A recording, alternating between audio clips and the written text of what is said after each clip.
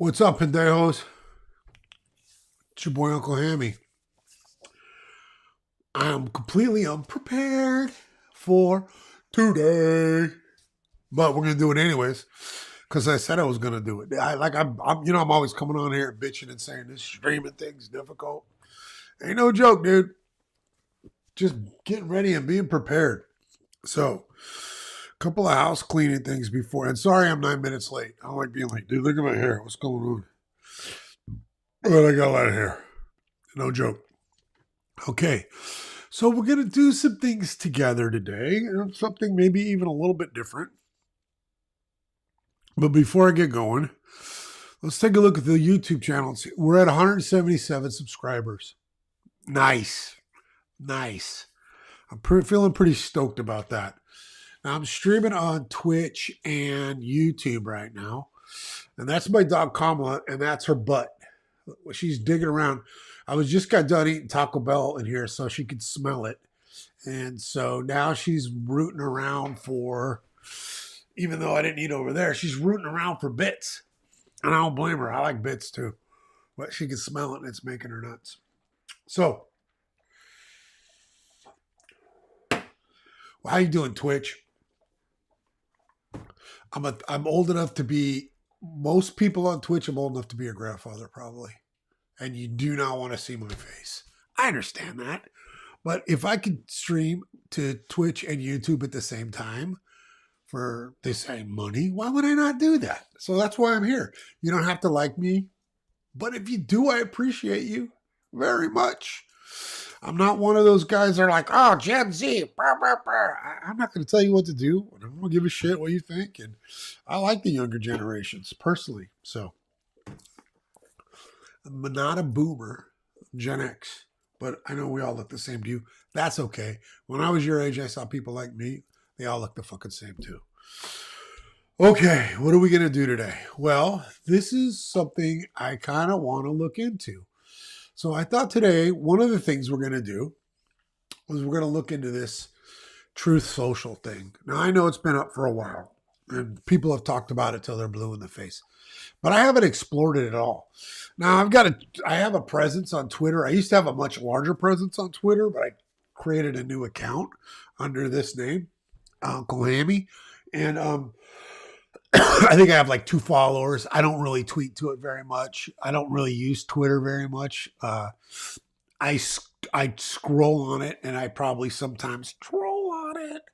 But like that's the extent of what I use Twitter for. So I can't imagine I would use Truth Social very much. But in the wake of the indictment of former President Trump, and the fact that he's going to turn himself in on Tuesday for, arraignment and all that stuff, and there's a lot of hoopla and talk going on around that. You don't need to have my opinions on that other. I can tell you, like, honestly, here's my whole take. You should arraign and indict all the fucking billionaires, as far as I'm concerned. You're a billionaire. I guarantee you're a fucking mass criminal. There's a bunch of shit you've done. That's how you got to be a billionaire. So that's my opinion. Sprite's hitting hard. So, okay. That being said, I like the idea of him being unhinged. I mean, he's always unhinged. His followers, his little cult is unhinged. I don't particularly like him, but I'm not coming here to like fully bash and, fucking Trump. I want to see, and I also want to explore this Truth Social and see what it's like to grow on it. And how fast I can grow. I might do some trolling. So I thought we'd do like a thought experiment. And this is what I'm thinking. Okay, so I'm going to go over to it right now. I'm going to jump over to where, let's see if I can jump over it. So here's the truth. Here's my truth. This is an account I just set up, I think a day ago, maybe 2. but I think I set it up yesterday. I created an account, used my logo. I went ahead and created a super patriotic profile pic. I had 0 followers. I'm following no one. And what I thought we'd do is start off is we would look through it a little bit, see who's on there, and then we would follow some people. And then over time, I'm going to come back to this and I want to see what like our feed is like, right? And I want to see what people are saying. I'll have some commentary, but I want to see what our feed starts to look like, who's on it, how far down a rabbit hole we can go, what people are saying. So, all right. So with that in mind, let's discover. So this is okay. So there's going to be, Trump won, Biden cheating. Okay, what a lying piece of shit. Okay. So Donald Trump, I was speaking to a group of your supporters in Alabama tonight. They are totally behind you. This will solidify your support. Know that I'm praying for you, your friend, Robert Jeffries. Okay, so I'm assuming, this is the Trump. Is this the, yeah, he got 5 million followers. They're not coming after me. They're coming after you. I'm just standing in their way. So this is the real Donald Trump account. I'm assuming this is the first account we have to follow. Okay? So we're going to follow Donald Trump. That's the first account we're going to follow. I think we should probably follow this idiot, Sean Hannity. And let's see who we can follow. Let's see who we got here. Revolver, official truth social account of Revolver News. Okay, I don't know. Unusual whales, unusual stock opinions. No, I don't know. What about, American as fuck. America's #1 patriotic I don't want to follow any clothing brands. Steve Inman, some MA. Travis Tritt, Grammy award-winning singer, songwriter, musician. Wow, let's give him a follow. Gotta follow Eric Trump. Steven Crowder is a total piece of shit. Let's follow him. Who else do we got here? Tom Fitton, President, Judicial Watch. Maybe we'll come back. Miranda Devine, journalist, wife, mother, dog lover, truth teller, New York Post. Let's give her a follow. I think we're gonna stay away from Tulsi Gabbard for personal reasons. But let's see if she pops up. McCarthy, we've got to follow. I absolutely want to follow this little Nazi Charlie Kirk. Got to follow Rumble. Kash Patel. Okay, he's a piece of shit. Matt Gaetz is a piece of shit. Cat turd for sure. Who else? Dude, the My Pillow guy. Is that the real My Pillow guy? The real? Oh yeah. Now look, he's got 0 followers, 0 following. I'm gonna say that's not the real guy. All right. So who else do they have for us here? Devin Nunes, he's a piece of shit. We're already on Patel. John Rich, I don't know who that is. Is this the real Ted Nugent?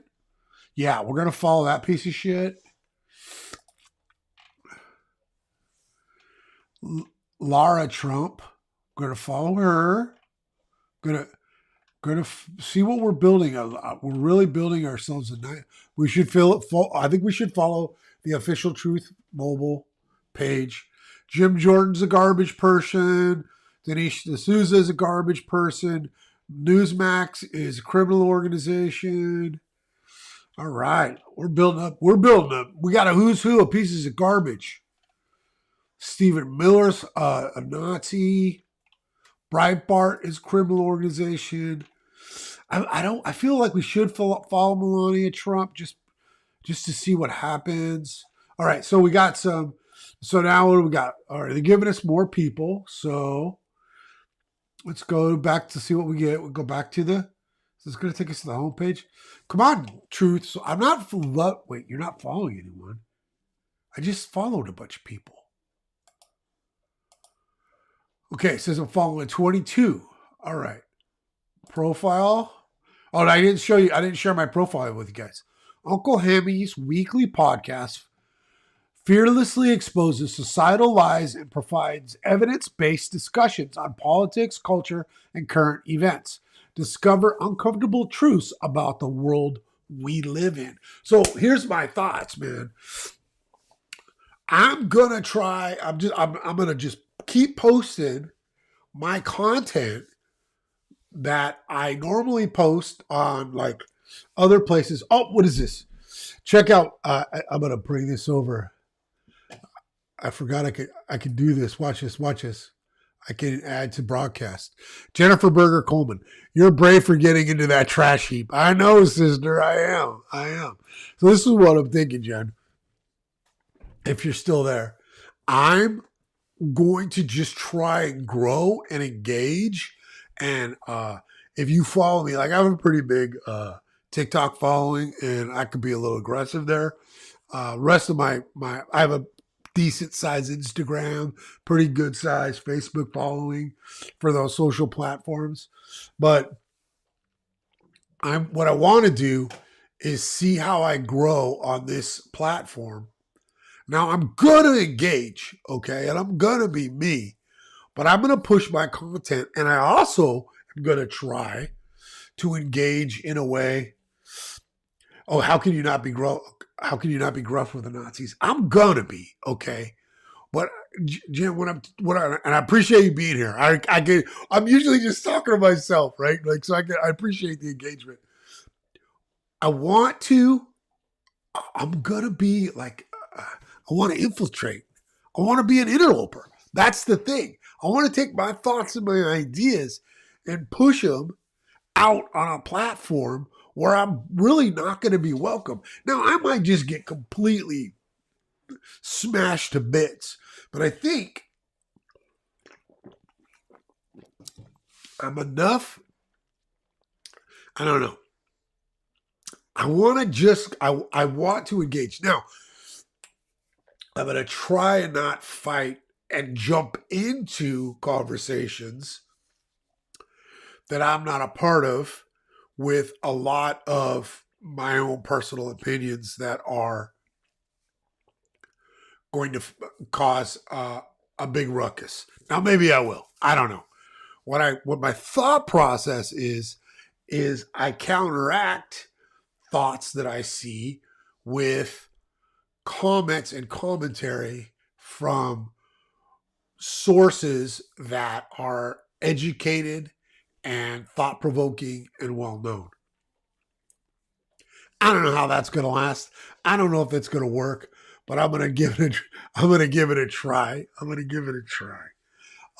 But it also is just going to be good trolling to see what we have, right? So I'm following 22 people right now.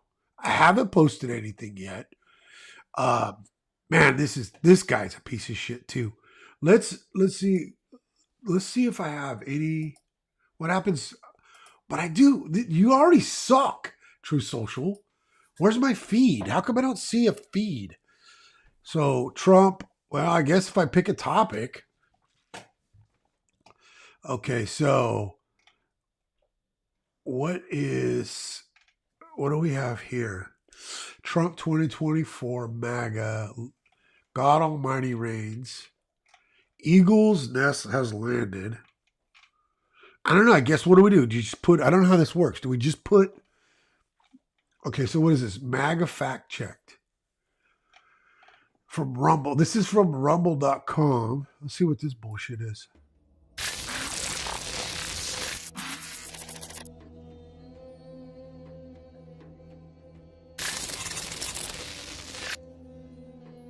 I'm making this video right now because I'm seeing the left manipulate this country.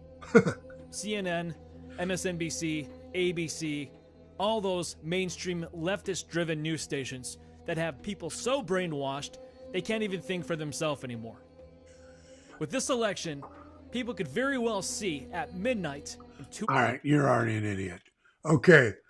Intel, this is Rick. You're naive to think it's about President Trump. They want soft GOP pulled over to DNC left, who they can corrupt, blackmail, bribe for one party power control as puppet for Nazi satanic. You fucking dumbass. It already is one party control. The most fucking liberal Democrat in Congress is basically a fucking centrist. You got, it's so crazy to me you guys think that. This is important to message to be pushed out to every member. Thank you, dumbass. Bitch slap. MAGA, Trump 24, Donald J. Trump. Oh, dude, I love it. We got us a WWG1WGA. Where one go your mama. And, so far, this is boring as fuck. All right? Where's like the feed? Is there supposed to be like a feed like Twitter? Alerts? Okay, someone followed me. Well, let's follow them back. Okay? Maybe they're cool. So, does anybody have, holy fuck, they're insane over there. Just go in and say Hillary, Pelosi, Soros, Hunter Biden's laptop. They'll eat that shit up.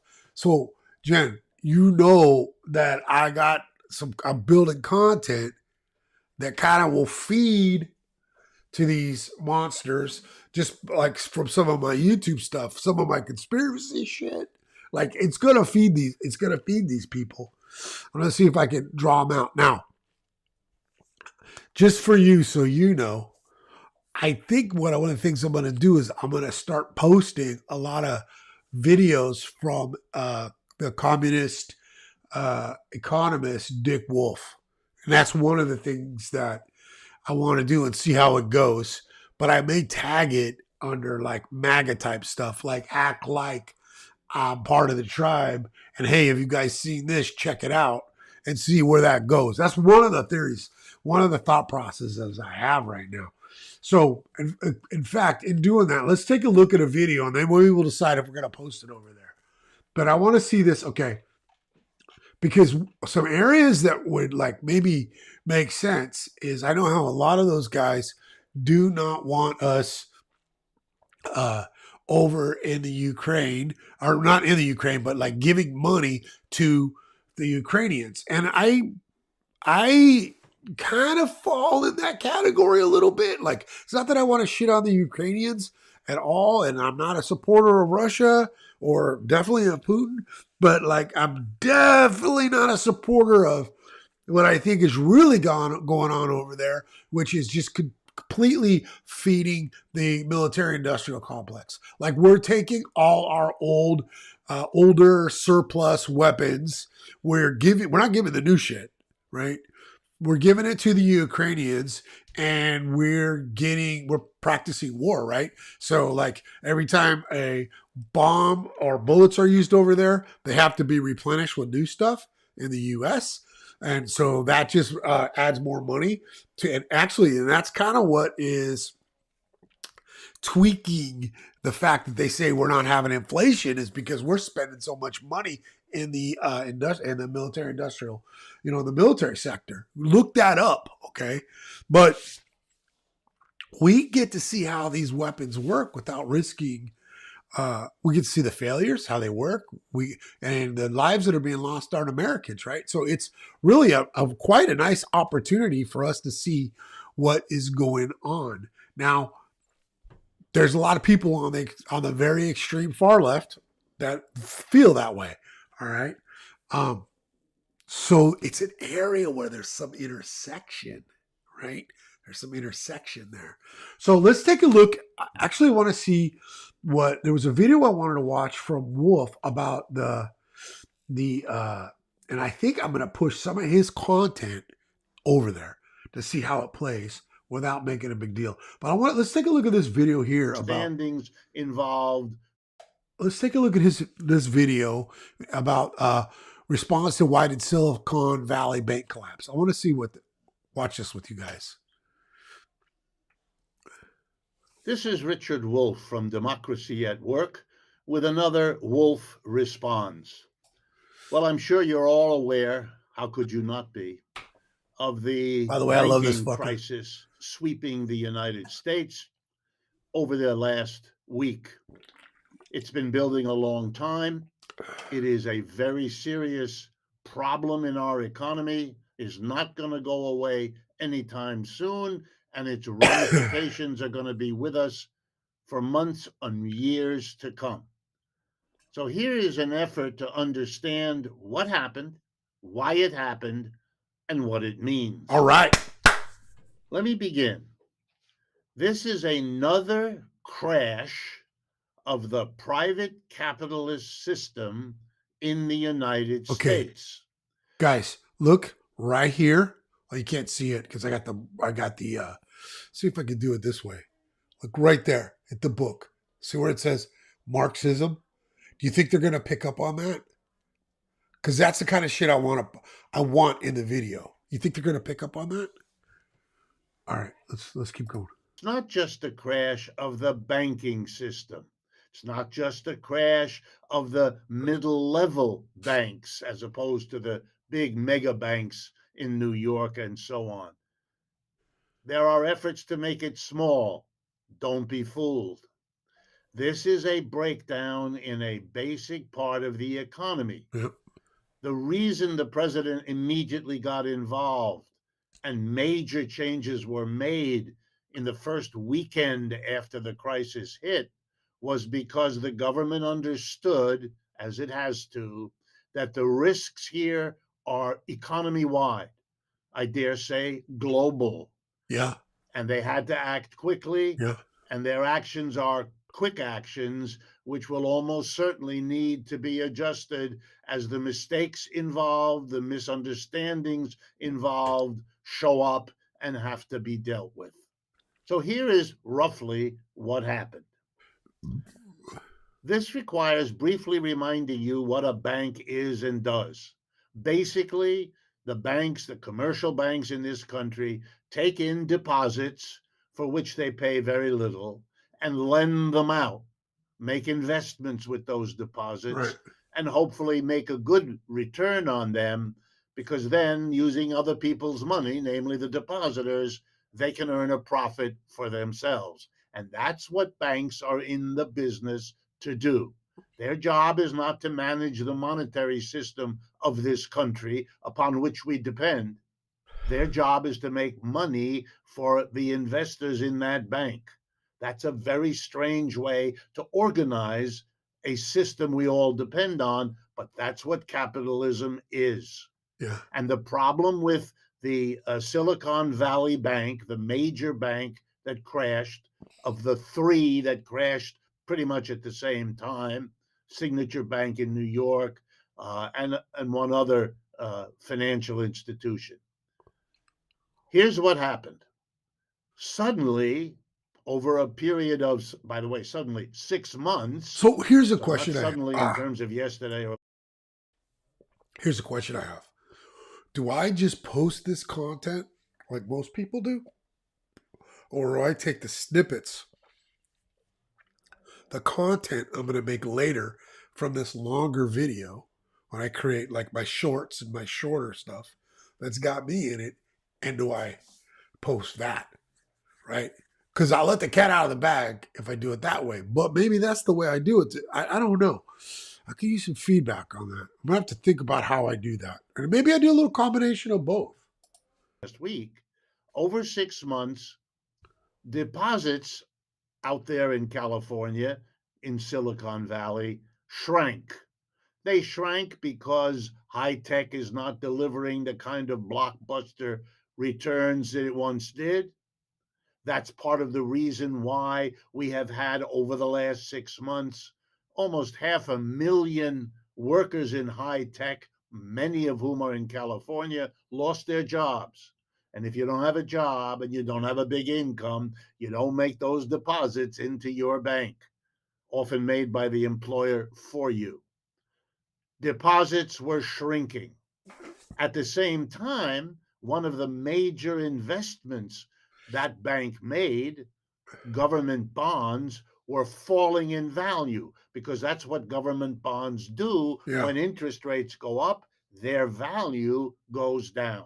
So a bank was caught in what every bank knows is a really bad 1-2 punch. Fewer deposits coming in, and the value of your holdings, Yep. which in the end is what you have to give the money back to the Yep. depositors if they want it.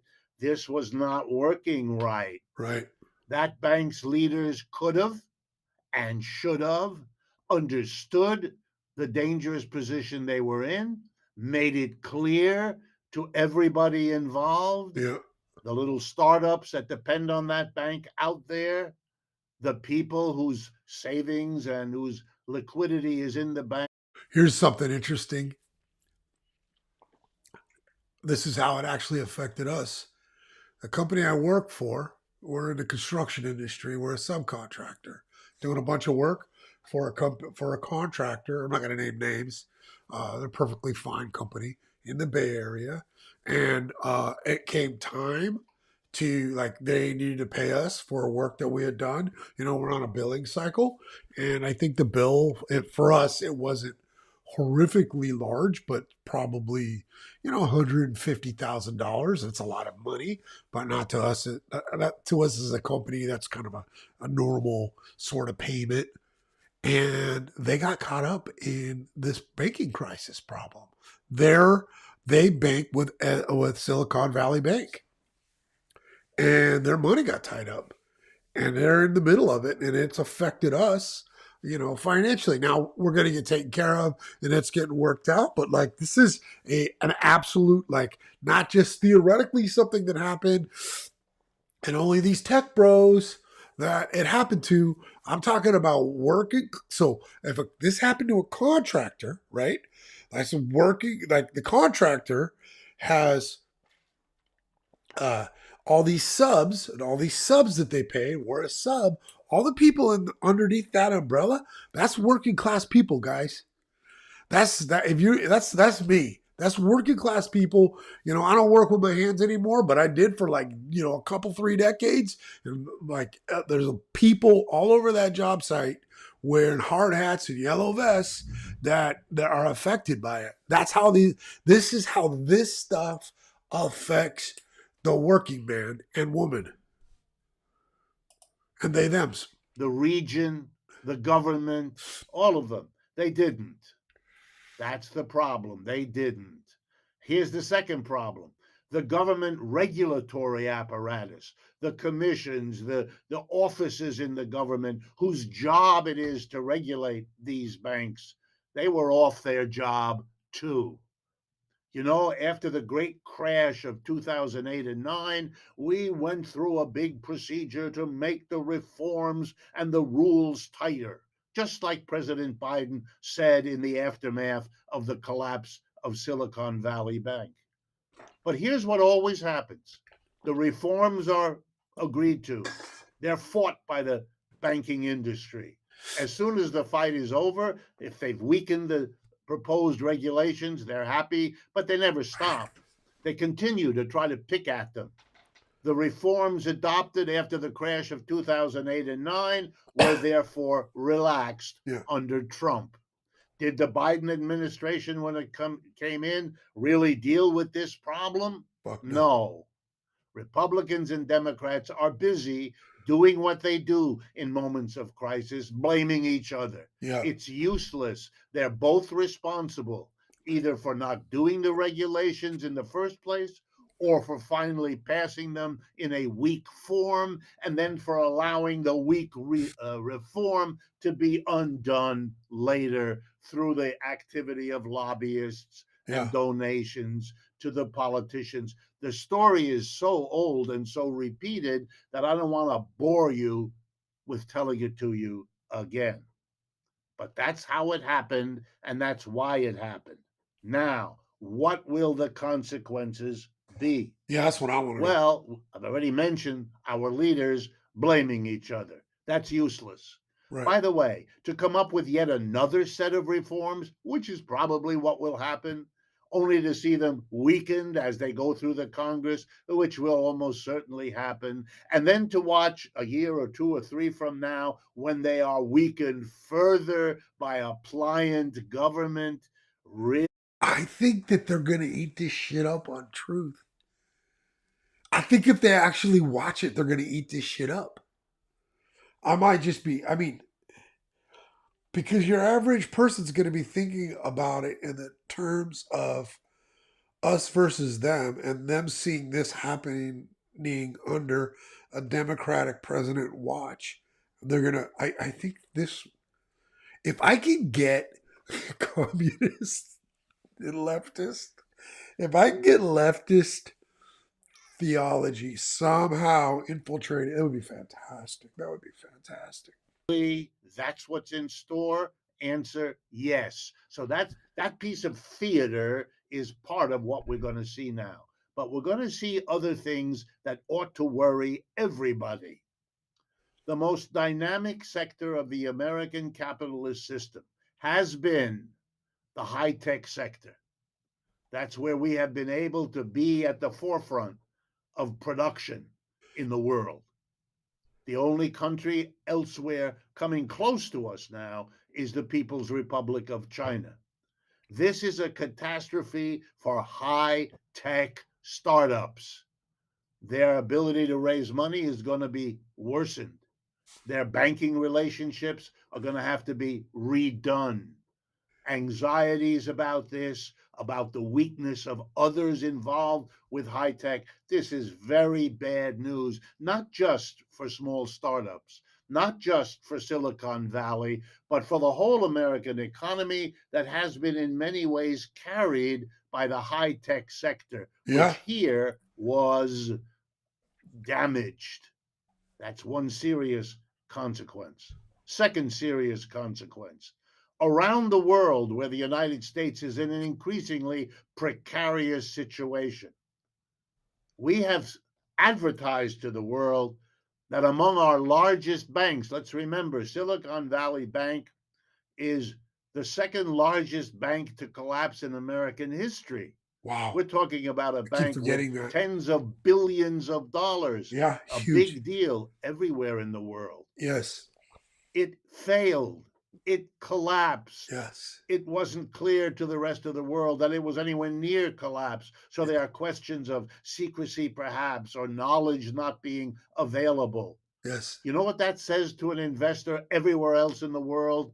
Don't hold all your money in the United States. Don't hold it all in the big American The greatest banks. country in the world. Who knows how far this has gone or will go? This is a very serious phenomena whose ramifications we're going to watch and see. Third implication, and the stock market is a reflection of this, everyone is wondering, where else in the American banking system are deposits shrinking? If we're heading into a recession, Right. won't that mean a reduction in deposits as Yes. people lose jobs, Yes. as businesses cut back, Yes. the things that happen in recession? Yes. And if Preach. deposits are shrinking, my goodness, at the same time, banks own those government bonds who are going down in value as interest rates go up. But then, as we all see, I fucking love this guy for like a million reasons. Okay. I fucking love him. But he's smart. He communicates these ideas incredibly, in a sense that it just makes, in a way that is tangible for me and hopefully you. But he's the way he talks and the way he comes across, that kind of grandfatherly explanation. He does he does have a Bernie vibe. I do like that. Rates, we are told by the Federal Reserve, must go up to stop the terrible inflation. But if they go up and they diminish the value of the bonds, that will make the banks weak because they own them in huge quantities. You see, we're stuck. You go in one direction to solve one problem, you worsen the other one. You reverse course, and the vice versa happens to you. That's a sign of a system in trouble. Last point. The Federal Reserve has tried to control this disaster by simply opening up its window and saying to any bank, And indeed, I noticed they extended it to credit unions as well. You need money to satisfy your depositors, but you don't really have it. We'll give you the money. You can come and borrow the money, limitless, the word they use, limitless. Hello, friends. We have an inflation. And the last thing you want to hear in an inflationary environment is that the government's central bank is limitlessly making money available. We're not Right. going to succeed in controlling inflation. That's another consequence of this banking disaster. Bottom line, if you understand the centrality of money, if you understand the wisdom of the phrase, money makes the world go around, you know that our economy, yours, mine, ours, is dependent on the monetary system. To allow private banks, whose first obligation is to make a profit, to be in charge of what could destabilize our monetary system, that's nuts. That's a capitalism that has proven unreliable. In I that way, got it it's figured not out so how I'm gonna. different from the He derailment in has East got me Palestine, figured. It's Ohio. figured out, guys. Failure of the company, failure of. There. I'm gonna try just posting this. Okay. See how that goes. But what I'm going to do with Truth Social, is I'm going to find clips of things, pull out pieces of Marxist and socialist commentators speaking in a way especially negative to the current Democratic administration. I'm going to find that stuff and edit it just in bits so it sounds like something that's going to be red meat to the MAGA crew. That's what I'm going to do. Because this is just common sense, right? So anybody sitting there with some common sense, even though they're in their tribalism is going on, right? And like red is good, blue is bad. If they I'm gonna try and infiltrate with this sort of stuff, and I'm gonna edit accordingly so that, I mean, hopefully it's palatable. Government supposedly regulating them, all of us in danger. We must learn this lesson so we don't repeat these scenes again. Thank you for your attention. I hope you found this of interest. If work like this is of interest to you, please take a look at our website. All right. Okay, guys. So this is what we're going to do. So I think we're just going to start by saying share, copy. Now I'm going to go back to Truth Mobile. I'm going to say, what's my first, this is going to be my first post, okay? My very first post. So I'm going to paste this YouTube clip. And then I want to, wait. Okay. Let's type this properly. We got to figure out how we're going to word this, okay? This, how come I'm not typing?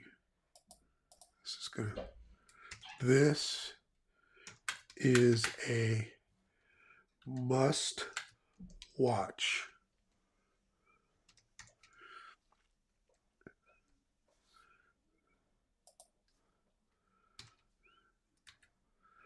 Listen,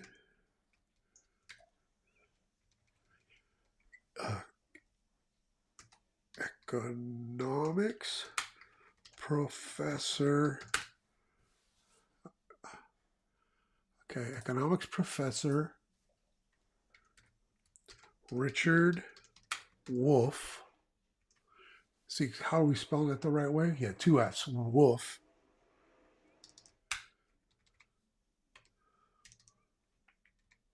Wolff. Come on, Ham. Wolff explains why the SVB bank failed and our current administration's weak response. How's that sound, guys? Response. And I think we should probably put, sorry for my spelling. I have a really hard time when I do this. Okay, so let's put some hashtags. We're going to put MAGA. We're going to put SVB. We're going to put capital. Wait, see. Let's see, SVP, MAGA. Let's put Trump. And let's put Biden. Right? Let's see. This is economics professor Richard Wolf explains why the SVP bank failed and our current administration's weak response. What do you think? This looks pretty good. Okay, so this is our first truth, okay? Because we believe it to be truth. All right. Nice. It's our first truth. They think it's April Fool's. It's because it's April Fool's Day. Okay, what else do we have? Now, am I getting any feed yet? Like what? Discover. Okay, hot truths. Truth boost. Anyone encouraging violence is a Fed.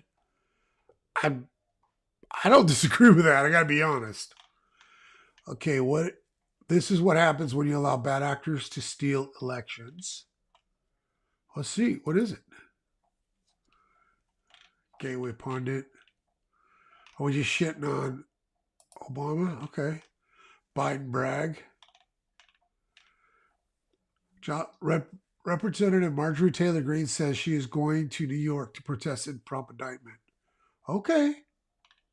You go, girl. A wolf attacks sheep. The sheep dies. The other sheep observe the killing and notice the teeth kill sheep. The sheep removes their own teeth for their own safety.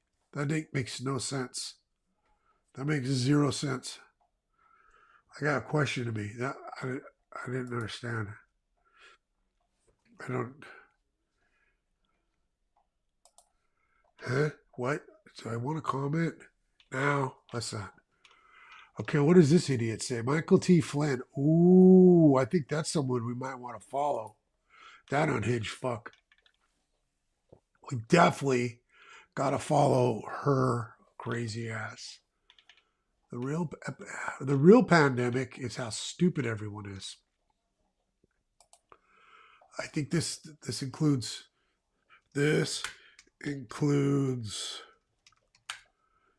you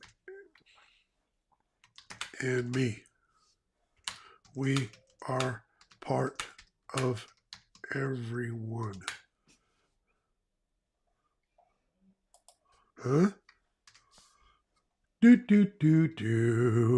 Ted Nugent is a piece of shit. Oh, but at least we are part of everyone. Let's get our punctuation right, guys. I like this. I like this game. Okay. So we had our first reply. I like it. In reality, they're not after me. They're after you. I don't know if that's true, bud. We got some more, Ted. Gun control is partnership between Democrats and criminals. Then why? Yeah, and Ronald Reagan. And Ronald Reagan. Is that how he spells it? Let's go over here.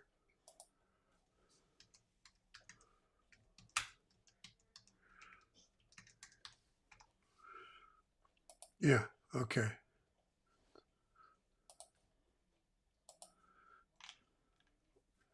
Kara Lee. So I'm gonna be a little bit gentle on how I troll. For now. 51 former intelligence officials not only interfered in the 2020 election, but they all gave Joe Biden an in-kind political contribution way above the legal limits when they lied about Beijing's involvement in Biden's business dealings. Every one of them should be prosecuted. Okay, 100%. You can be convicted for a meme now, so no one is above the law. Well, Nevada is Trump country.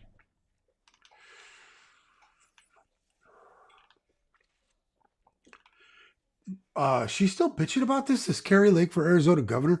Maricopa County has been illegally outsourcing signature verification to a third-party vendor who uses a threshold of just 10% to qualify signatures as high confident matches for approval. This is why they want, dude, you got to get over it, Carrie. I feel like I need to right. I forgot you existed. Glad you are here. Huh? Yeah. Ooh, look at this. Yale PhD. I stand with Trump. I am your voice. I am your warrior. I am your justice. I am your retribution. Okay. This is where we currently stand, and Glenn Beck is so right. Oh, we should maybe be following Glenn Beck. Yeah. Let's get that fucking idiot in here. Tucker's at all GOP leaders, as well as even some Dems who care about our rights as American citizens. What is this going to say? So when the history of cable news is written, assuming anyone bothers to write it, but if it ever is written, Glenn Beck will have his own chapter as possibly the greatest synthesizer of big ideas ever to appear on camera. And a lot of people made fun of Glenn Beck over the years for that, but if you go back and watch the tape, you will find out that maybe more than any other person on television, Glenn Beck got it right. Again and again and again. So we thought tonight is the perfect opportunity to hear from him. He's the co-founder of Blaze Media. He's just written a book called The Great Reset, and he joins us now for an overview of what we're watching. Glenn Beck, thank you so much for coming on tonight. How thank you. It's would you very interpret kind of you this? to say. Well, it's true. So let me, I've got a couple of things here for you.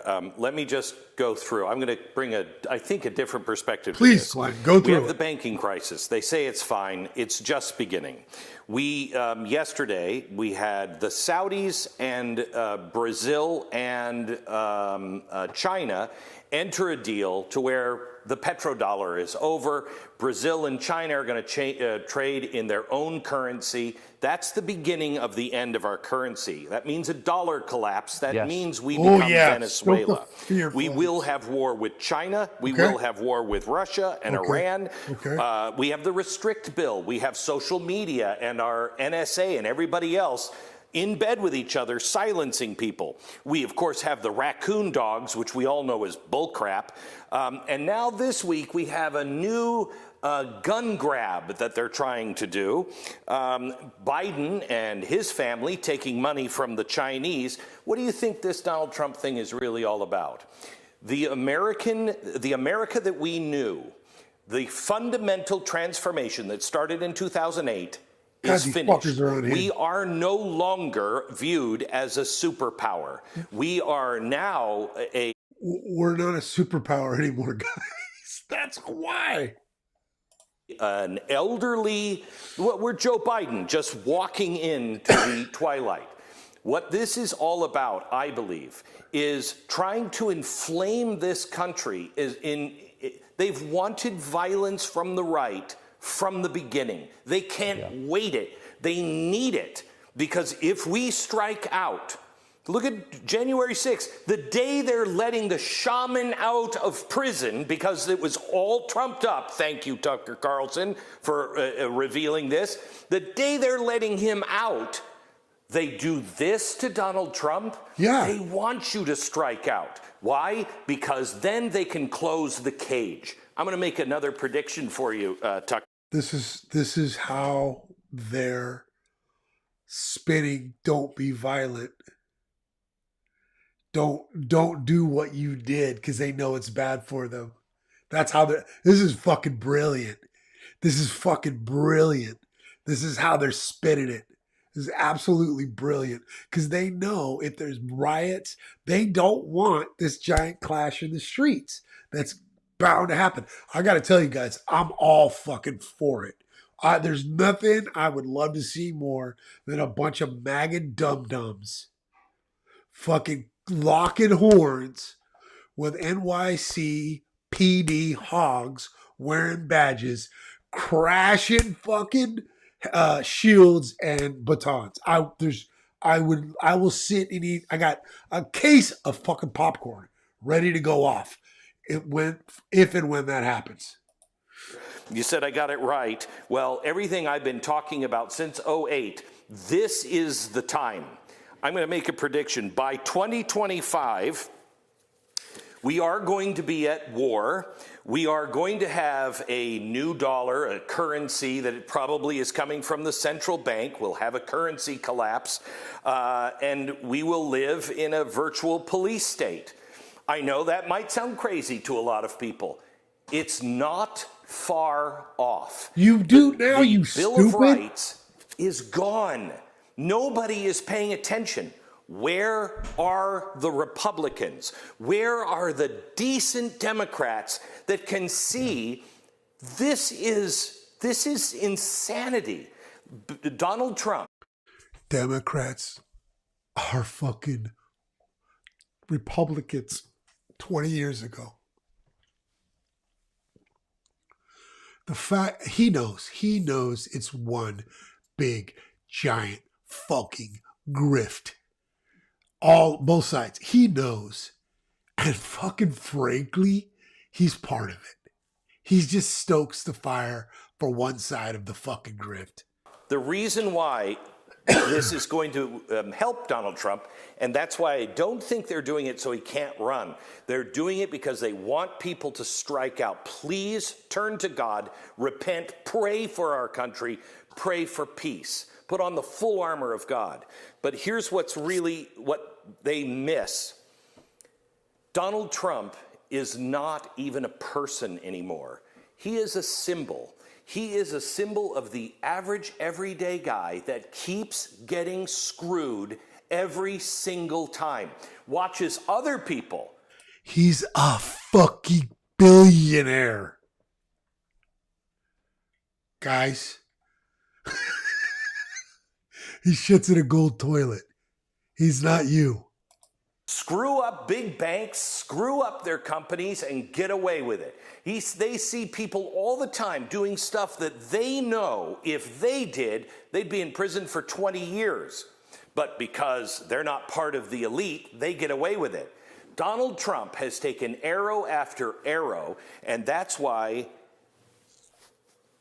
this is the way the average American feels tonight. Yeah. I hope that there's a few... Don't forget, that's two multimillionaires telling you how the average American should feel. They're not affected by egg prices and gas prices. They actually make money on your anger. They make money on your anger. They're trying to control it, how angry they are, how angry you are. Democrats out there. But this guy has been taking the bullets for the average person now for years. And people on the right feel like he's the only guy that really gets what the people are feeling. What I want to say, can I get to, let's see, how do you get to the comments? I want to get to does this thing work like Twitter? Okay, so, no, I don't want that. So when the history of... I don't want that. How do I get... What does this do? Expand this truth. Okay. Will this take me to the comments?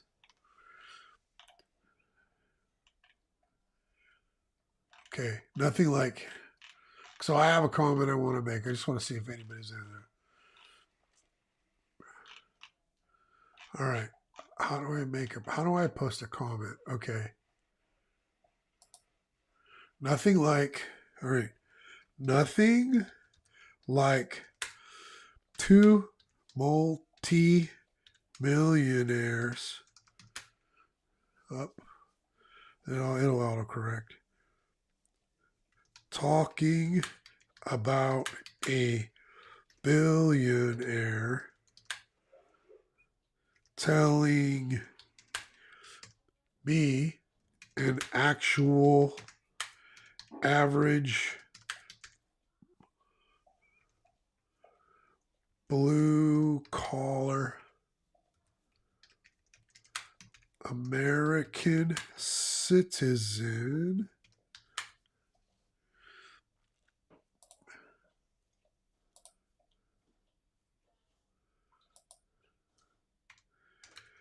how angry I should be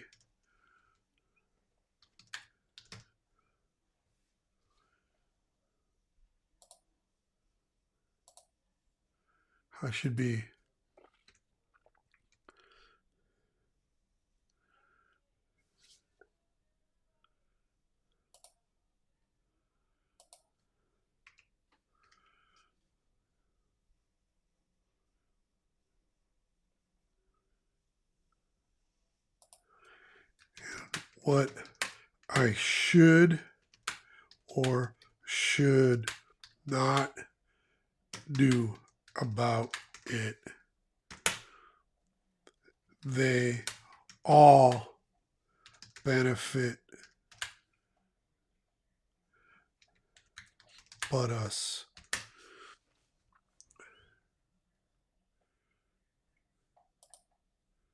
Truth it. Okay.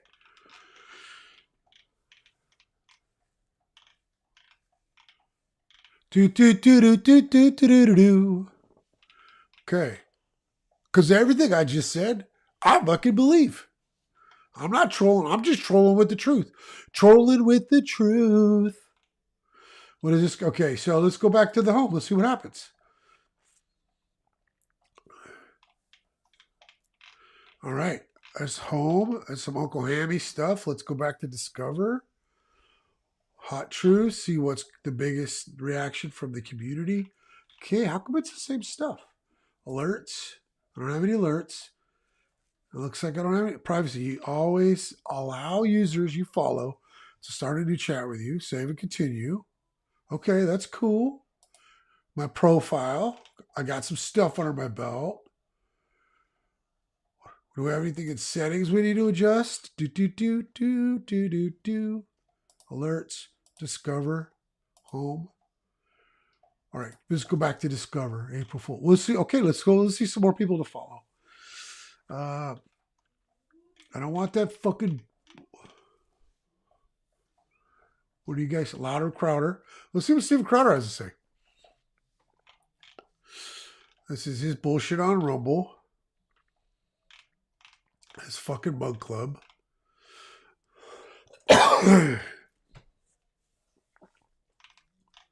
Truth ads. Okay, cool. Louder with Crowder. There's a Trans Day of Vengeance planned on April 1st. Members of Congress are screaming in the halls about the Second Amendment. You don't want to miss this. Tune in tonight on Rumble. Definitely a Las Vegas showgirl. He's a real piece of shit, isn't he? Let's see what this guy has to say. This is this Jack fucking Posabic. Transurrections rock America. Breaking DeSantis calls for a massive wall on the southern border. Breaking DeSantis slams Manhattan DA for a weaponized Donald Trump innocent. Answer now. Flash. Supporters gather outside Mar-a-Lago as supporters head to New York. What? Maybe we need to. Let's see what this is. No, thank you. No, thank you. I thought it was going to be a video.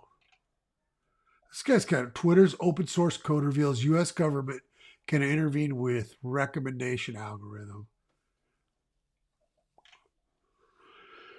Oh, I think this guy's a piece of shit. I don't want to. Revolver News. Okay, we're going to follow the Revolver News. We got our Trump, Louder Crowder. I don't want Tulsi. Got Rumble. No, that was a fake Mike Lindell, right? An interview with mRNA and DNA. I don't care about vaccine shit. Get it or don't. It's not my fucking problem. I don't care what you do. Marco Rubio, for sure. He's a garbage person. John Solomon. We got Sebastian Gorka, that fucking monster. John Voight. He is that the real John Voight? He is a complete, yeah, we're following that unhinged piece of shit. Diamond and Silk. Oh, isn't that one of them dead? I don't care. Christy Nobe, Scott Adams. So we're just building this right now, guys. See how it goes. We're just building it. See how it goes. Melania Trump, Brie Teresa, Lee Greenwood. Oh, I'm proud to be an American, where at least I know I'm free.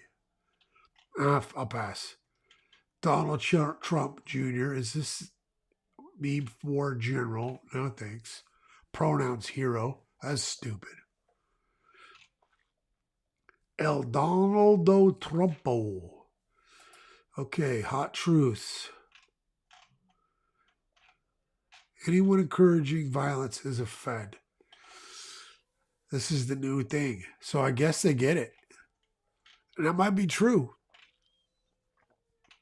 Let's see what John Solomon has to say.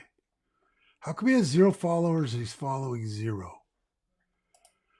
Huh? Hot topics. Truth. Let's see what the hot topics are, guys. There's like nobody on this. What about the fuck Joe Biden? There's like nobody on this thing. What about DeSantis? Is he on here? News. Florida Senate quietly flies bill allowing DeSantis to run for POTUS while serving as governor. Arrest the deep state. Red cloud. Y'all starting to figure out why we fling shit at certain people yet? Actually, this is going to be my first like on truth.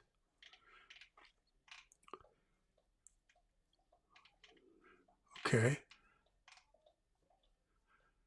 Obama for prison.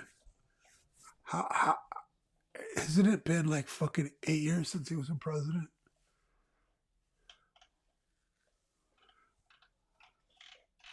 I'm already bored with this garbage. Oh, whoa. What do we have here? Looks like we can add Ron to that list. Unfortunately, the establishment. Feeling strong about this. Mike Cass replying to, what's this? The town of Rolling Stone will be back, and we'll be with you every step of the way. And This is just a fucking place of garbage. Let's see. Okay, so let's look up Nazi. What do we see when we see that? Nazi Trump lies. What?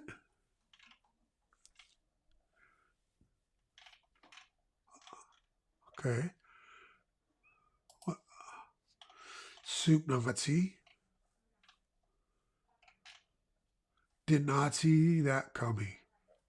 What is this?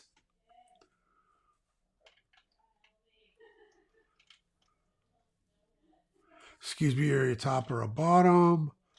I can't wait to meet my new roommate.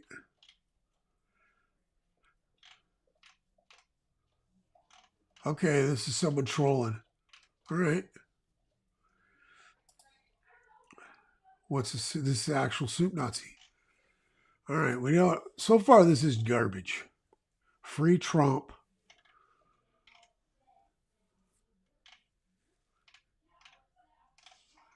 Okay. I don't have any likes on my thing yet. All right.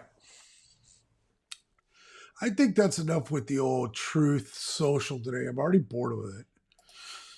I think, though, we can keep going.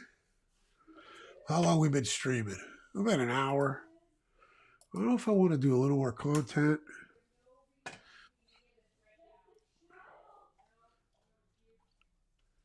What's going on with my Zoomer room? I'm over here now. How come I'm not getting Having a streaming issue. Let's see if we can. Oh, God. You know what it is? I'm having a hard time getting going today. I don't feel that great. Okay, let's see if we can get this to go back up. It was something I enjoyed watching. And I kind of wanted to share with you guys. Let's see if my YouTube comes up. If not, we might call it early today. I don't know. Let's see. Am I streaming all right? Yeah. My YouTube's giving me fits. All right. Well, maybe we call it, huh? Maybe we call it. Maybe we call it. If I can't get this to work, that's what I wanted to do. Let's get out of this. Well, I don't want that. I think we're about done, guys. My internet might be giving me fits today. Huh? YouTube. It was something I saw on the Sean Ryan. I watched the Sean Ryan podcast, and I actually really enjoyed a history. Okay, let's go to history. There was a. Okay, it was this. It was Andrew Bustamante. Bustamante. Okay, so this cat here. Let's go here. Andrew really. I found this fascinating. I don't know. Maybe you guys will like it, but let me see if I can. China uses Russian-made weapons to attack. Let's just jump in here. It just had not crossed my mind. Can you go into that a little bit, please? Yeah, so wars are fought first through supply chains, right? And during peacetime, the United States military has certain requirements to maintain a peacetime arsenal and peacetime level production. So peacetime production and peacetime supply reserve. I found this fascinating. I'm starting to become a fan of the Sean Ryan podcast. Now, I've only watched a few of them, and it's really more about the guests. I got a feeling Sean Ryan and I wouldn't necessarily agree on a lot of things, and he might be a piece of shit, but he might not. Jury's still out on that for me, but I don't think we line up a lot of things. But I will say that I do enjoy his podcast so far, just with the simple way that he interviews and how the questions that he asks, and then he lets his guests expand. I like the way it's shot and all that too. So so far I'm enjoying his work. Are much less than wartime, right? And it's because the idea is if some kind of conflict were to break out, then all of the existing supply would be used to support the conflict while we spun up production to start producing more weapons. Well, what happened here is that the conflict wasn't with the United States. The conflict was with not even an American ally, but a country that we chose to support at a certain time. So all of our reserves of weapons, which were all dated, they all had a shelf life, right? It's kind of like when you fill your pantry with canned tuna fish and canned beans.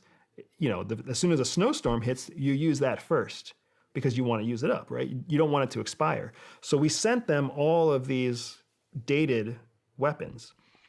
That was the first round of weapons that we sent. Well, then, as the conflict continued, we started seeing it as an opportunity for us to test some of our more modern weapons. So we sent HIMARS. Now we're sending. I talked about this. I talked about the fact that this really is this whole support that we're doing in Ukraine. Is it altruistic? It's to support the military-industrial complex and to keep the weapons manufacturers with orders. 100%. I've talked about this on my podcast before. I know I'm not the first person to think about it or talk about it, but this is what I truly believe. Different types of satellites and radio equipment, right? We started sending more experimental stuff, drones, to Ukraine. But we never started resupplying our stocks because we kept producing at peacetime levels, even though Ukraine is spending ammunition at wartime levels. Right. So that was part of the reason the United States started telling Germany and France and Poland they had to start sending weapons to Ukraine was because our peacetime reserves were used up and our peacetime production levels can't maintain the fight. Right. So we're in this jam. And in this jam, we have to decide as a country, do we start producing at wartime levels, even though Yes. we're not at war? They will. One of the big reasons that you see bipartisan support for the conflict in Ukraine is because both Republicans and Democrats know that their constituencies are going to benefit when the American military industrial machine starts producing at wartime levels. Producing more ammunition, more cannons, more small arms, more protect. Because the United States is basically a munitions factory. That's what this government is. That's what this republic is. It is a fucking munitions factory first. Here, we're going to make a huge stockpile to support us if we ever go to war with China. But we're also going to create this huge stockpile that we can then keep using to supply Ukraine and drive up GDP, drive up American benefits. You don't have to believe me. This guy's a fucking Fed. He's a fucking ex-CIA. He's a fucking Fed, and he's just saying it out loud. He's just saying it out loud. Right? The same thing is happening in Russia. And this is where, again, if you're going to be honest, you gotta call honesty for what it is. Russia is fighting Ukraine with Russia's old weapons. That's why the tanks that they use and the guns that they use and the ammunition that they use failed them.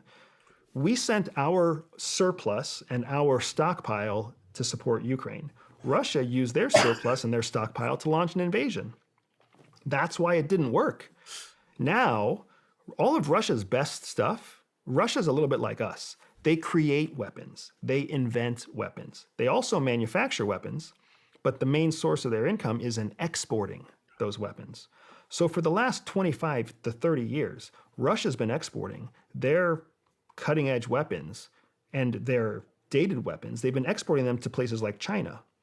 So when you hear headlines now talking about China giving lethal aid to Russia, what that really actually means is China reselling their Russian ammunition back to Russia. That's not the same thing.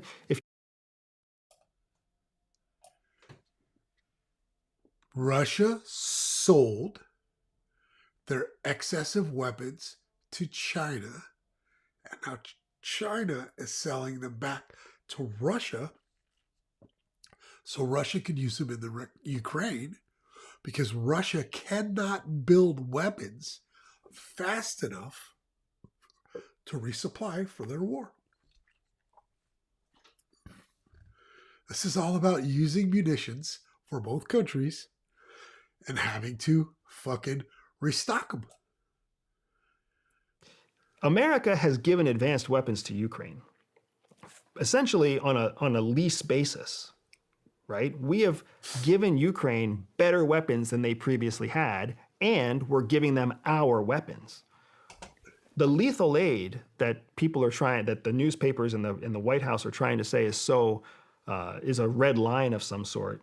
The lethal aid that China is trying to support Russia is actually just giving them back the same weapons that Russia sold to China in the last 20 years. Right. 20-year-old shells, 15-year-old cannons, right? Right. They're just selling them back the same munitions that they bought from them before. Right. That's bull market. That's capitalism. Yep. Right? Yep. So it's interesting to me that there's such a campaign right now at the NATO and the media level to make it seem like China's crossing some sort of red line by essentially just selling back Russian weapons back to Russia, because Russia can't manufacture weapons at wartime levels either, right? It takes time to spin that up. Yeah. Clearly there's hypocrisy going on here, right? We're giving high-tech weapons to Ukraine. Russia's buying back their own old weapons from China. It's not quite the same thing. Is it lethal aid? It is, but we're also giving lethal aid to Ukraine. Mm-hmm. So is it because this war is illegal? There's no such thing as a legal war. Yeah. All war is illegal. So I'm not quite understanding here, outside of the lens of shaping a narrative. It's not really true. It's not something that I understand why we seem to think that it's worth it to escalate this conflict. Why would we escalate the conflict with China? Why would we risk escalating conflict? Can you hear my with dog China in the background store? over what Russia and Ukraine have been fighting for the last year? She's so loud, guys. Do you think we're going to see some major technological advancements from this, from getting rid of all of our old stuff? And I mean, we saw a lot of new advancements in the last 20 years, you know, in the Afghan, Iraq wars. Do you think we're going to see that with this war, being that we're not really there? Absolutely. I think the answer is yes. And it's because of what you're getting at, right? When you have a true battlefield to test your equipment, that's called battle tested, right? That's the highest level of testing you can get. Field testing and then battle tested. Yeah. Right? Battle tested and approved. So not only do you have all of these new weapons that have been developed by the United States proving themselves out in the field. I gotta tell you guys, I learned a fucking shit ton on this particular episode. I really did. And I didn't agree with everything, but I learned a ton. And I really recommend and going back and watching this. And when I clip this up later and post it to my YouTube channel, I will link this episode. I'll link this episode in the description for everyone to take a look at. And you know, they don't all work. Plenty of the weapons that we've sent to Ukraine don't work. Cannons split, drones fall out of the sky, right? I'll be right back. Body armor fails, night vision goggles don't work. There's all sorts of things that don't work. But we get a chance to take that feedback from the field directly back to the manufacturer, who can make instantaneous improvements and then test and send out more testable gear. So we're battle testing American weapons, right, without having to risk American lives. Now, that's important because remember what happened in Afghanistan back in the 80s? We started funding and arming the Taliban, and then 30 years later, we had to go to war with the Taliban, and they were shooting down our helicopters with the same weapons we gave them. Yeah. We learned from that.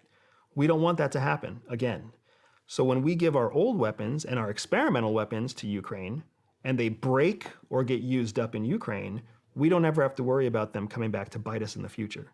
So we can prove out the highest working, the most effective weapons, and we can keep that for ourselves and let it just be a training ground in Ukraine, which is why you see this constant conflict between Zelensky asking for more. We need more, we need more, we need more. Part of that is him being what he's supposed to be, right? He's supposed to be the cheerleader for the country. But the reason he doesn't get more is because the United States knows we can't give him everything he's asking for, or else there's going to be this big surplus of American modern weapons in Ukraine. And if they lose, Russia gets all those weapons. Yep. If they win, we have a very formidable force trained and equipped with top-of-the-line weapons. Okay, Right? let's That go doesn't to make this, NATO comfortable. That doesn't.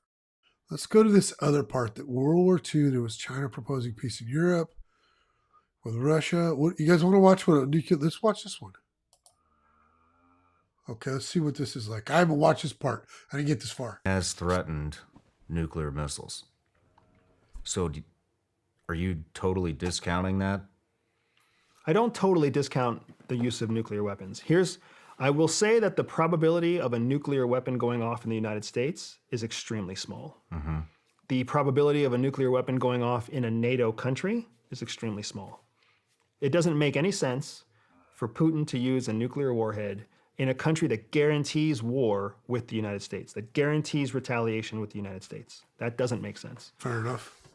But it's not nearly so cut and dry, right? People think, again, thanks to the oversimplification of media, we think that Russia's going to launch some nuclear weapon that hits New York. That's not how wars are fought. Wars are fought with covert action and with plausible deniability.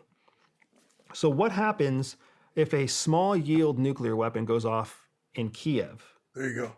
That was smuggled there in a briefcase through Belarus.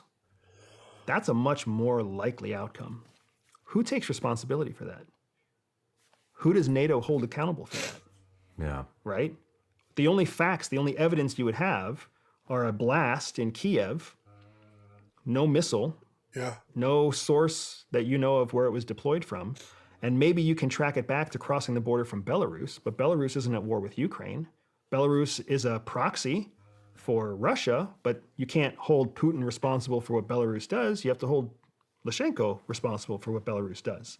But who holds him responsible? It's not a NATO country. So does NATO go to war with Belarus? You see how messy that would get? Mm-hmm. That's how this kind of conflict actually happens. You want there to be so much confusion that people can't plan their response. One of the benefits that autocracies have over democracies, China, Russia being autocracies, Syria, Iran being autocracies, is they don't have to worry about bureaucratic gridlock. The United States, on its own, has bureaucratic gridlock all the time. Yeah. NATO is a conglomerate of bureaucracies. 100%. It's a bureaucracy of 100%. bureaucracies. So imagine the gridlock that they have to deal with. Part of the reason the United States is the one funding Ukraine is because NATO can't make a decision. They can't make a decision over 6 months, let alone 6 hours, right? At least the president can pass an executive order and everybody moves forward. So autocracies are constantly playing against that democratic weakness of bureaucracy. So a pocket nuke goes off in Kiev, or a pocket nuke goes off in the Donbass region, and it's smuggled through Romania, or it's smuggled through Moldova, or it's smuggled through Belarus. Who's held responsible for that? What's the global response to that? NATO is gridlocked. The United States is putting pressure on NATO to come to a certain conclusion, but NATO doesn't want to come to that conclusion because then they look like they're being bullied by the United States. Right. In the meantime, you still have a nuke that just went off in Ukraine. That is absolutely within the realm of plausibility. But what's the benefit? Unless it's a city like Kiev, unless it takes out the entire presidential core or the entire leadership core, it doesn't really benefit Russia. And that's what Russia, if Russia's going to use a nuke, if they're going to use a nuke overtly or covertly, they want to use it in a way that brings a very specific benefit to them. For anybody who's thinking, oh, this is a conspiracy, bringing a nuke in a briefcase, I'd like to remind you that Andy was on the nuclear program for the U.S. Air Force. So I think he's a pretty credible source. So nuclear missiles are very public things. Everybody sees the launch. Everybody sees the reentry. It's all documented by satellites. It's a very public thing. Good. If we do lose this, if Ukraine loses, which it sounds like you're damn near certain that they will, what does it look like for the U.S.? What does it look like for the rebuild? So I want to define win and loss to start, right? Because Zelensky has made his criteria for winning to be so unstatesmanlike, he's basically said that the definition for Ukraine to win is the full reinstatement of all territories going back to prior to the invasion of Crimea. That's what it takes for Ukraine to win, according to their own president. If he changes his stance on that, then that in and of itself shows that they've lost, right? Yeah. So that's such an impossible outcome. That's why I feel like the probability of Ukraine winning, according to their own definition of winning, I am damn near certain they're not going to get that. Yeah. They will most likely get some kind of ceasefire where they're given the opportunity to acquiesce to the vote of Eastern Ukraine to join Russia, and there'll be some kind of, dividing line, much like we see in between North and South Korea. That's what the world wants. Yeah. But that may not be what Zelensky wants. So what does it look like after that? It looks like if that ceasefire happens and it's driven by NATO or it's driven by the United States, then it looks like democracy wins. If that ceasefire happens and it's driven by China or it's driven by Russia or it's driven by some ally that we haven't even heard of those two, like Turkey, then it looks like democracy is weak, right? So if conflict continues, it looks like democracy is strong. If conflict ends, there's a split decision right now, right? And that's a big reason why the United States is happy to keep funding a war. It's also a big reason why NATO is so uncomfortable with continuing war. Because NATO does not want Russia, their neighbor, they don't want Russia to go insane, get out of control, or be provoked into launching some sort of counteroffensive into a NATO country. Okay. So I got one more thing. How long have we been doing this? We've been doing this for like an hour, almost an hour and a half. I got one more thing I want to watch, and then we're gonna call for the day. There's something here called social. This is there's a lot to watch here, but I want to watch this one with you guys because I really found this interesting. So it's called this is the social experiment pyramid. Politicians, they care about their career. They don't care about us anymore. The president doesn't care about the people. The president cares about preserving the American government, right? There's this, there's a sociological pyramid. Okay, this is the part that we want to watch, and this is really interesting. That's called like the pyramid of civilization. It's a fantastic thing. They actually had a fantastic exhibit in Chicago recently that walked you through this civilization pyramid. And there's 3 phases on the pyramid. The base phase is individualism, right? It's when we were all cavemen and we had to fend for ourselves, right? Totally individualistic. If I wanted to eat, I had to go get my food. If I wanted shelter, I had to go make my shelter. That was the basic level. As you move up the pyramid, we became tribes. In a tribe, I might be good at picking berries. You might be good at killing bears. So I pick berries and share them with you. You kill bears and give the fur to me, right? We have some sort of community. But we're still free to basically punch each other in the face if we don't get along. Right. The third phase above tribes is states. That's where we're at. When human beings organize themselves into states, 2 important things happen. First, we gain the efficiency of all the people in the state. So now your really talented IT people can do IT stuff, and your really talented police officers can do police stuff. And we all benefit because everybody's working at their peak efficiency. It's way better than tribalism, and for sure better than individualism. But in order to cooperate as a state, we also have to give something up. And the thing we give up is our individual freedom. Because now, if I didn't want to share with you as an individual, I didn't have to. As a tribe, if I disagreed with you, I could punch you in the face. But as a state, it's illegal for me to punch you in the face because the state has set a law that prevents my individual freedom of expressing myself and protecting myself or whatever else it might be, right? So as you move up this level, as you move up this societal chain, things get more efficient and things get more governable, but you lose your individual. And they get more comfortable, right? Things get more comfortable. I'm pretty comfortable sitting in this room right now while other people are doing things that I don't want to do. Freedom. Also, as you move up the ladder, you start needing professional bureaucrats, right? When you're an individual, everybody has to hunt, everybody has to build shelter. As a tribe, you have to have some useful skill that serves the tribe. Right. But as a state, you can have no useful skills and just be in charge of organizing other people who have useful skills. Right. Right? Middle management. That pyramid is really important to understand because we live at the top of the pyramid. Right. Which means the bureaucrats in that pyramid, their most important objective is preserving the state. Yep. The president and all the politicians that we vote for ultimately come to that conclusion that the most important thing in their career is preserving the state, not serving the people. The reason I'm asking you that is because all the corruption coming from China and possibly Ukraine. I'm more familiar with China, but all these politicians are opening these businesses in China. China can shut them down at any moment if they don't, because it's a communist country. They control everything over there. So your name is Joe Biden, Mitch McConnell, any Nancy Pelosi, Feinstein. It doesn't matter what side of the aisle. I'm bringing up Republicans and Democrats here. All of these people have businesses in China that make lots of money, way more than me or you, and they could just shut that down immediately, and there goes the money. Right. And so that's why I'm asking: if you think that they still have America's best interest? Again, I'm differentiating. I don't believe they have America's best interest. I believe they are there to preserve the American government. Yeah. Right?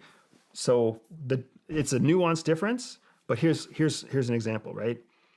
If you or I were to have a business in China, China would most likely reward us for having a business in China. They would direct business towards our business so that we would make more money. But then they would also have tax incentives and maybe even straight up bribes that pay us directly because they want to keep American money flowing into a Chinese business. Yeah. Because that's what we're doing. We're funding the business in China using American currency. We take a loan with an American bank, convert that US dollar into Chinese renminbi, and then fund our business in China until we start making money in China. And then ideally, we would keep the money we make in China. Because if we were to bring it back to turn it into US currency, we would lose on the exchange and lose on American taxes. So China knows that. All foreign countries know that they want American ownership because it's a direct line that brings US dollars into their economy. So if you or I or any politician has a business in China, we're most likely getting two types of benefit: kickbacks plus businesses being driven towards us. Now, we also realize that we're not going to be politicians forever, right? We're only going to be politicians for a short period of time, 20 years at most, in a 60 or 80 year life. And then we're going to be retired. So China knows that too. So what they want is to make sure that we have a positive experience doing business in China so that when Mitch McConnell retires, or when Joe Biden retires, or when Nancy Pelosi retires, whoever replaces them wants to do the same thing. Right. And have a business interest in China because they're going to get kickbacks and they're going to get business out of it, right? The revolving door. And that's the bureaucrats at the top of the pyramid. That's the bureaucrats at the top of the pyramid. It's one big fucking pile of crap with a bucket of fucking, in a bucket with fried eggs on top. It absolutely is, guys.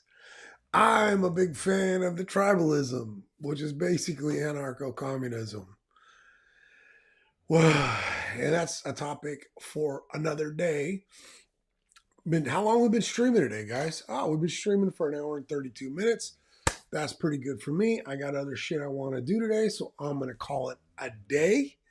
I want you to remember that I love each and every one of you.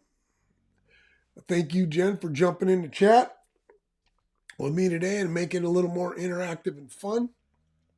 I hope you all have a wonderful Saturday, and we'll see you next time. Namaste.